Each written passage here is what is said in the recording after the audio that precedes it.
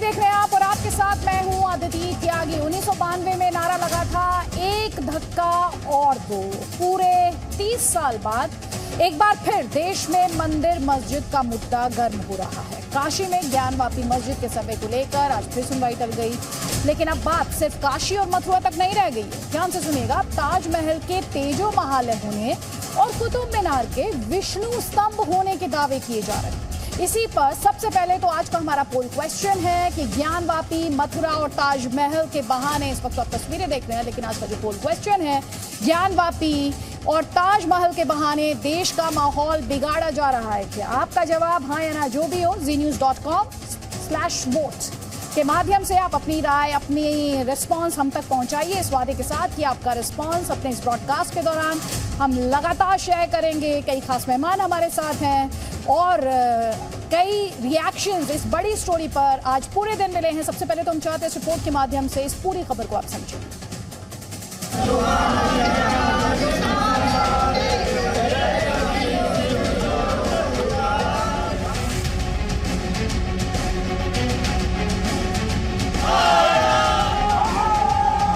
हिंदुस्तान में जितनी मस्जिदें बनी है सबका सर्वे होना चाहिए।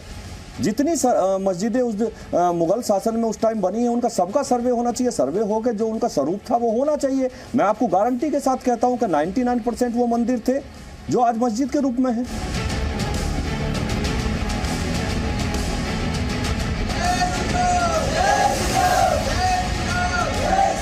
पहले भी ये विष्णु स्तंभ था, आज पुनः उनका विष्णु स्तंभ के नाम से कुतुब मीनार को जाना जाए। मुगलों ने बस अपना नेम प्लेट लगाया है विष्णु स्तंभ के जगह।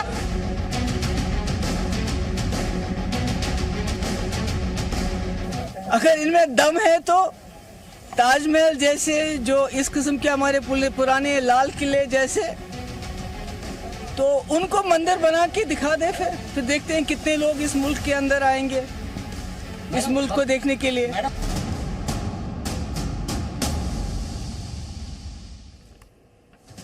तो एक तरफ याद कीजिए 1991 में नरसिम्हा राव सरकार का बनाया हुआ वो अधिनियम जो ये कहता है कि 1947 के पहले जो धार्मिक ढांचा जैसा था वो वैसा ही रहेगा, यानी अगर मंदिर था तो मंदिर रहेगा, मस्जिद थी तो मस्जिद रहेगा।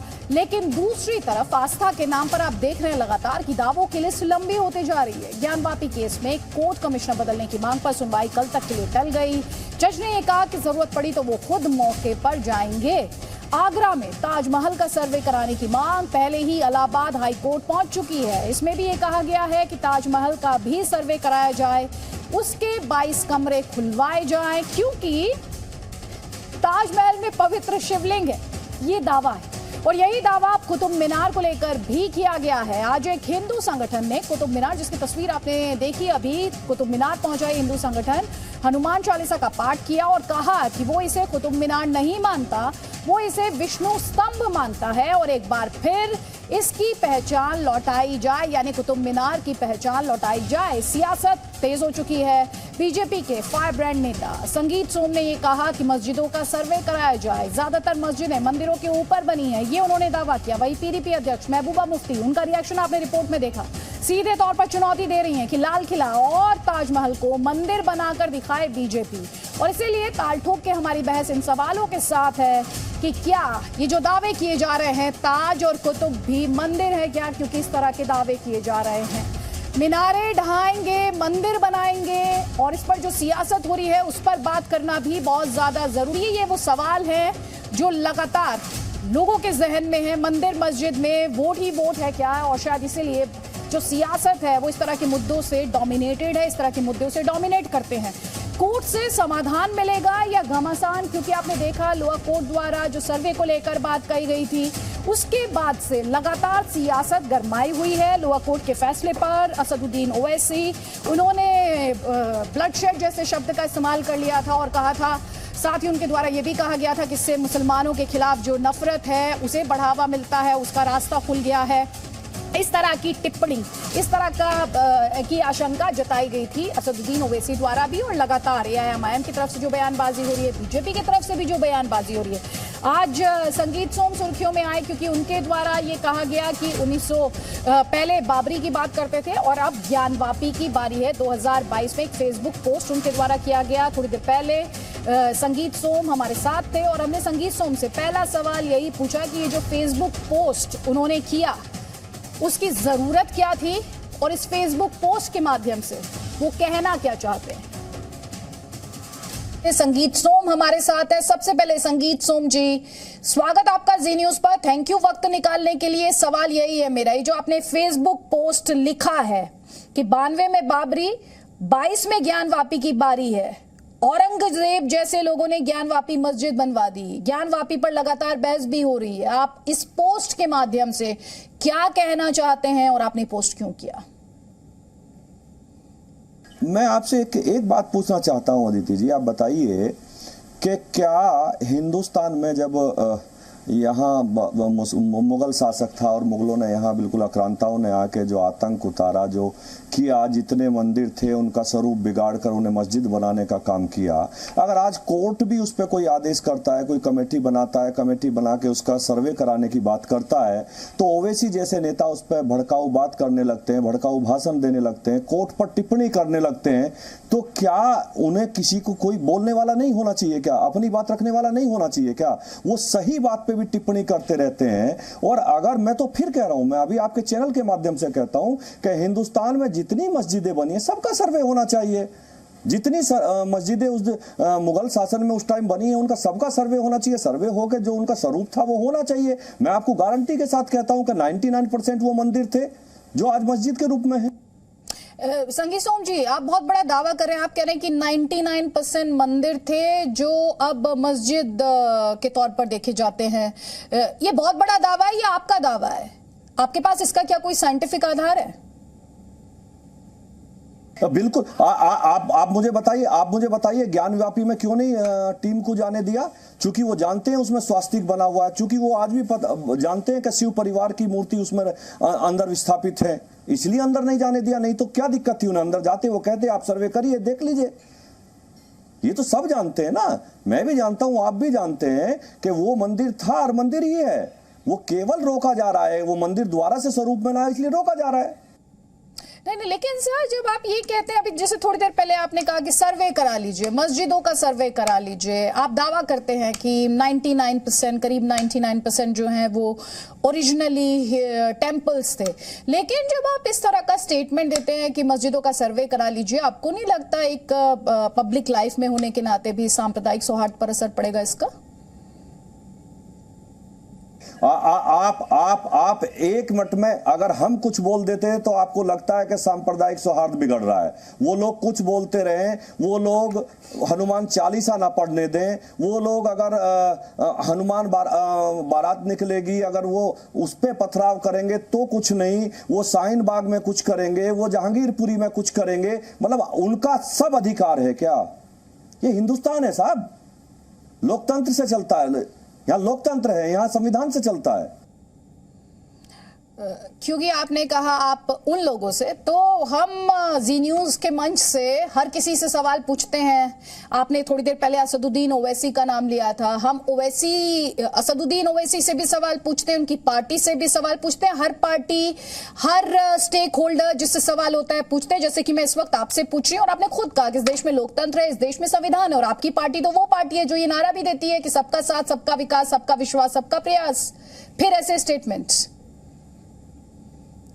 नहीं, ऐसा है, हम कुछ बोलते हैं तो आप लोगों को लगता है कि हम सांप्रदायिक सौहार्द बिगाड़ रहे हैं, जबकि हम भारतीय जनता पार्टी के लोग सांप्रदायिक सौहार्द बिगाड़ने की बात ना करते हैं, ना ऐसा सोचते हैं। लेकिन जो लोग ये कर रहे हैं, जो पब्लिकली कर रहे हैं, पथराव करा रहे हैं, फायरिंग करा रहे हैं, उन लोगों को कोई बताने वाला और बोलने वाला नहीं है। लेकिन ऐसे नहीं चलेगा साहब, जवाब तो देना ही पड़ेगा ना। आखिर ये भी नहीं चलेगा कि बिल्कुल इसी तरीके से चलता रहेगा। नहीं, जाहिर तौर पर ये देश संविधान से चलता है, ये देश संविधान बेस्ड जो कानून है उनके हिसाब से चलता है। लेकिन संगीत सोम जी, परसेप्शन ये बनती है कि एक तरफ आप असदुद्दीन ओवैसी जैसे नेताओं पर सवाल उठाते हैं, ये कहते हैं कि वो एक तरह की कम्युनल पॉलिटिक्स करते हैं, लेकिन जब आप ये स्टेटमेंट देते हैं कि मस्जिदों का सर्वे करा लीजिए, 99% मस्जिद जो है वो मंदिरों पर बनी हुई हैं, तो एक साइड ऑफ स्पेक्ट्रम, एक एक्सट्रीम ऑफ स्पेक्ट्रम अगर असदुद्दीन ओवैसी हैं, तो दूसरी एक्सट्रीम या साइड ऑफ स्पेक्ट्रम तो आप हो जाते हैं।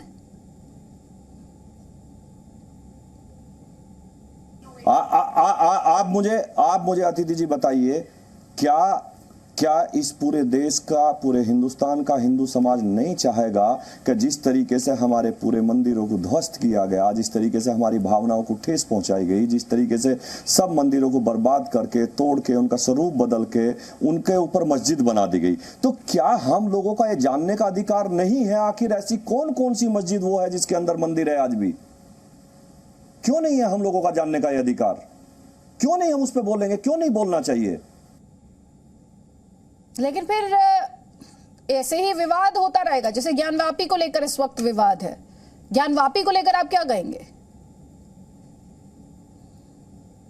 ज्ञानवापी पे तो बिल्कुल विवाद है। ज्ञानवापी ये शब्द ही आप जानते हैं, ज्ञान के साथ धोखा है। ये तो कहां आप इसकी बात कर रहे हैं? वो मंदिर था, आज भी वहां मंदिर है, आप देख लीजिएगा जाके, और मंदिर ही होना भी चाहिए और मंदिर ही होगा। नहीं, ये तो खैर आपका दावा है, ये आपका दावा है। यहाँ पर सवाल ये भी है संगीत सोम जी, आप पब्लिक लाइफ में हैं, आप जनता की नुमाइंदगी करते रहे हैं, जब आप इस तरह से बार बार आपकी उसी स्टेटमेंट में लौट रही हूँ जिसमें आप कहते हैं कि मस्जिदों का सर्वे करा लीजिए, वो कितना उचित लगता है आपको? नहीं, मैं अदिति जी आपके चैनल के माध्यम से फिर एक बार आपको बताना चाहता हूं, मेरी ये मांग है और ये होना चाहिए और होगा, आप निश्चित रहिए। ये आप अगर घुमा फिरा के ये कहें कि मैं इस पर यू टर्न लेके बैठ जाऊं तो वो नहीं हो सकता। सर्वे होना चाहिए, और ज्ञानव्यापी नहीं, पूरे हिंदुस्तान की मस्जिदों का सर्वे होना चाहिए। और मैं तो इससे आगे कहता हूं, पूरे मदरसों का सर्वे होना चाहिए। कौन से मदरसे में क्या पढ़ाई हो रही है वो पूरा देखना चाहिए। क्यों नहीं मदरसे की अगर मॉडिफिकेशन की बात सरकार करती है तो ये क्यों उसका विरोध करते हैं? क्यों बच्चों को वो सही शिक्षा मिलनी चाहिए वो क्यों नहीं देना चाहते? क्योंकि आप भी जानते हैं वहां क्या होता है और हम भी जानते हैं वहां क्या होता है। ठीक है, आप जानते हैं, लेकिन बड़ा सवाल ये भी उठता है संगीत सोम जी, अगर कोर्ट में ये मामला है तो कोर्ट को सुलझा लेने दीजिए। मैं ये कह रहा हूं अदिति जी, आपने अभी जैसे कोर्ट की बात करी, तो ये तो ओवैसी ने खुद कहा है ना कि कोर्ट इस तरीके की डायरेक्शन देके, कोर्ट इस तरीके के सर्वे कराकर एक विवाद का रास्ता खोल रहा है, कोर्ट विवाद कर रहा है, कोर्ट इस पर एक तरफा कार्रवाई कर रहा है। आखिर ऐसा क्यों? ओवैसी को ऐसा लगता क्यों है? वो ना कोर्ट पे विश्वास करते हैं, ना संविधान पे विश्वास करते हैं, ना देश की फोर्स पे विश्वास करते हैं, ना देश के प्रधानमंत्री पे विश्वास करते हैं, ना देश के पुलिस पे विश्वास करते हैं। आखिर क्यों? वो ही क्यों कहते हैं इस बात को? नहीं, लेकिन ये अपने आप में एक परसेप्शन बनता जा रहा है संगीत सोम जी, जिससे आप भी इनकार नहीं कर सकते। और ओवैसी जैसे नेता इसे बहुत बड़ी लाइन ऑफ आर्गुमेंट के तौर पर इस्तेमाल करते हैं कि मुस्लिम्स को इस देश में टारगेट किया जा रहा है, मुसलमानों के खिलाफ एक माहौल बनाने की एक तरह की साजिश की जा रही है।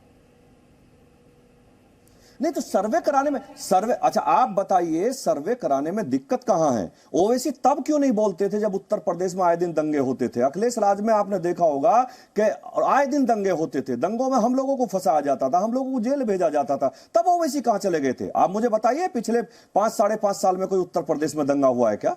पूरे उत्तर प्रदेश में बताइए कोई सांप्रदायिक सौहार्द बिगड़ा है क्या जब से भारतीय जनता पार्टी की सरकार आई है? अगर हम लोग ऐसे होते तो हम लोगों के राज में क्यों एक भी दंगा नहीं हुआ पूरे? ठीक है, आप उत्तर प्रदेश में लॉ एंड ऑर्डर की बात करें, आप उसे लेकर जनता के बीच गए उत्तर प्रदेश के इलेक्शन में, लेकिन आपकी जो ओपोनेंट्स हैं वो बार बार ये कह रहे हैं महंगाई, बेरोजगारी, जो सीरियस मुद्दे हैं इस देश के सामने, उससे ध्यान भटकाने के लिए बीजेपी हिंदू मुसलमान करती है। नहीं, मैं आपको एक ही बात बताता हूं कि आप देखिए कि जिस तरीके से मैं फिर वहीं आता हूं, आक्रांताओं ने आके, मुगलों ने यहाँ के जिस तरीके से पूरे देश के मंदिरों का स्वरूप बिगाड़ने का काम करा, जिस तरीके से पूरे मंदिरों को बर्बाद करने का काम करा, आज क्यों नहीं होना चाहिए हिंदुस्तान में? आखिर क्यों नहीं होना चाहिए उनका सर्वे होके जो जिस स्थिति में था? अगर मस्जिद थी तो कोई मस्जिद रहे, हमें कोई दिक्कत नहीं है, हम किसी की धार्मिक भावनाओं को ठेस नहीं पहुंचाना चाहते। लेकिन अगर मंदिर था, मस्जिद है, तो गारंटी के साथ कहता हूं वो मंदिर रहेगा, मस्जिद नहीं रहेगी। इस समय जिस तरह की सियासत की जा रही है, चाहे वो असदुद्दीन ओवैसी हो या विपक्ष हो, आप उस सियासत को, क्योंकि वो एकदम दो डिफरेंट एक्सट्रीम्स, जैसा कि मैंने पहले भी कहा, दो डिफरेंट एक्सट्रीम्स और दो डिफरेंट आइडियोलॉजीज की लड़ाई इस वक्त ये देश दिख रहा है। ओवैसी तो जिन्ना की राह पे चल रहे हैं, वो तो देश में बंटवारे की बात करते हैं। ओवैसी कभी सांप्रदायिक सौहार्द बनाने की बात नहीं करते, वो तो जिन्ना की राह पे चल रहे हैं, दूसरा जिन्ना बनना चाह रहे हैं हिंदुस्तान। ठीक है, आप ये कह रहे हैं वो जिन्ना की राह पर चलते हैं, लेकिन इस देश में हिजाब, लाउड स्पीकर, हनुमान चालीसा, अजान, मीट, इन्हें मुद्दा कौन बना रहा है? ये तो आप उनसे पूछिए, वो स्कूल कॉलेज में अपना कानून क्यों चलाना चाहते हैं, सरिया कानून क्यों चलाना चाहते हैं। स्कूल कॉलेज के संविधान से चलेगा जिस तरीके से चलना चाहिए। हिजाब क्यों पहनाना चाहते हैं वो साहब, वहां बच्चों में क्यों भेदभाव करना चाहते हैं, क्यों बच्चों को दिखाना चाहते हैं हम जो 10 बच्चे बैठे इन 10 से हम अलग है। ये तो आप उनसे पूछिए ना। आप अलगाववाद की बात कर रहे हैं, आप एक विभाजनकारी सोच का आरोप लगा रहे हैं उन पर, लेकिन आपने क्यों कहा 2022 में ज्ञानवापी की बारी है? क्योंकि ये नारा तो 90s में आया कि अयोध्या झांकी है, काशी मथुरा बाकी है। हमने